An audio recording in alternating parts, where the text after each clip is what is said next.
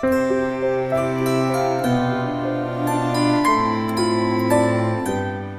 வந்து ஒரு 3 நாளைக்கு முன்னாடி பாண்டிச்சேரியில ஒரு கடையில் ஒரு வீடுக்கு செல்ல போயிருக்கேன். கடையில் வந்து பழங்கள் வாங்க பழங்கள் முழுக்க பழம் இருக்கு.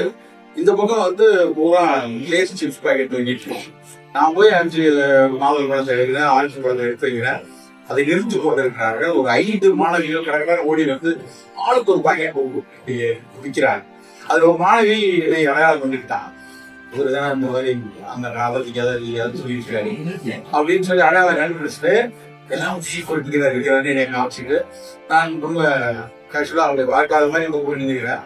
அதுக்கப்புறம் அந்த உள்ளே வந்து சார் சும்மாதான் சார் எப்போ சாப்பிடணும் அப்படின்னு அவங்களாம் சொல்லிக்கிட்டாங்கன்னு காய்ச்சல். அப்புறம் நான் சொல்றேன், ஏமாறு ஏன் நீ ஏதோ ஒரு சாப்பிடணும்னா எத்தனை இருக்கீங்க இதில் ஏதாவது எடுக்கலாமான்னு சொல்லிட்டு நான் எடுத்துட்டு போனேன். காலேஜ் ஸ்கூலுக்கு எடுத்துட்டு போவோம். +1 +2 படிக்கிற மாதிரி தெரியுது. அது வந்து எடுத்து போகிற ஆளுக்கு ஒரு பாக்கெட்டை டக் டக் டக்குன்னு வச்சுட்டு படக்குன்னா 50 ரூபாய் 25 ரூபாய்க்கு எடுத்து போகும். 5 நிமிஷத்துல வெளியே விடுவாங்க. பார்க்கறதுக்கு என்ன நான் என்னைக்கும் சாப்பிட்டா என்னன்னு தோணும். ஆனா நம்ம வீட்டுல ஒரு உருளைக்கிழங்கு அம்மா வந்து ஒரு வேளை வந்து தேங்காய் குளிச்சு கொடுத்தாலோ இல்லை நேரம் வீட்டுல குளிச்சு கொடுக்கும். அந்த பாக்கெட்ல இருக்கக்கூடிய அந்த அல்ட்ரா சிப்ஸுக்கும் ஏராளமான வேறுபாடு.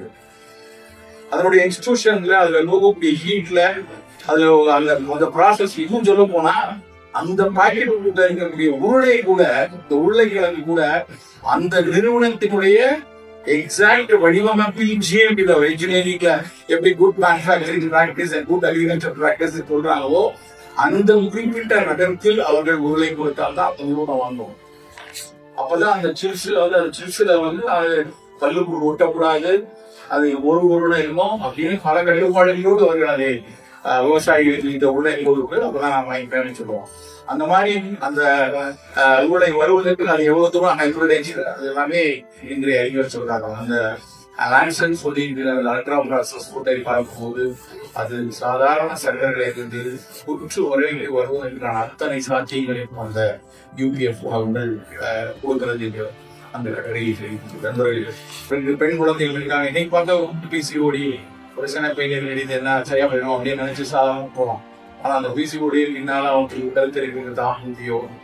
அதற்கு கூட அவர்களுக்கு பிசிஓடி ஒரு டயபெட்டிக்கு முந்தைய நிலை என்று கூட இல்லை இன்சுலின் ரெசிஸ்டன்ஸ்னால பின்னாடி அந்த குழந்தை வரும்போது ஒரு ஜெஸ்டேஷனல் டயபெட்டிக் வந்தா எவ்வளவு சிக்கல் வரும். இப்படி ஒன்னொன்னுக்குள்ளேயா போகக்கூடிய சூழல் வருகிறது என்றனால நீங்கள் வந்து அந்த மாணவர்களிடம் உணவு குறித்தும் உரையாடி கொண்டே இருக்கும். நிறைய சிக்கல்களை இளம் வயது எதிர்நோக்குகிறது என்பதுதான் மருத்துவ உலகம் சொல்லிக் கொண்டே இருக்கிற விஷயம். சிறு வயதிலேயே அவர்களுக்கு வந்து இனிப்பு வேண்டாம், உப்பு வேண்டாம், பழங்கள் கல்லூரி காலத்திலேயே இனிப்பு மீது வந்து வெறுப்பை கொண்டு ஸ்வீட் எடு கொண்டாடு வேண்டாம், ஸ்வீட் எடு திண்டாடுதான், கசப்பொழு கழிப்பொழு அப்படின்னு சொல்லலாம். கசப்பு இந்த நோயை கொடுக்கறது இல்லை, கசப்பு பல்வேறு மருத்துவ நோயை உண்டது. அப்படி வந்து 6 சுமைகளுக்கு இனிப்பையும் உப்பையும் குறைத்து கசப்பையும் துவர்ப்பையும் நம்முடைய மரபு வந்து அறுசுவை அடிப்படையில தான் அத்தனையும் சொல்லியிருக்காரு. அந்த அறுசுவை அடிப்படையில எல்லா சுவையும் பிரேமம் தான். ஆனா இனிப்பு அப்படின்னா அவர்கள் சொன்னது ஜாங்கிரியே இல்லை, இனிப்புன்னா பழம். அதான் ஆச்சார கோவையில வந்து தலைக்கு திப்பு தான். முதலில் இனிப்பு சாப்பிட்டா முதல்ல பழங்கள் சாப்பிடணும்.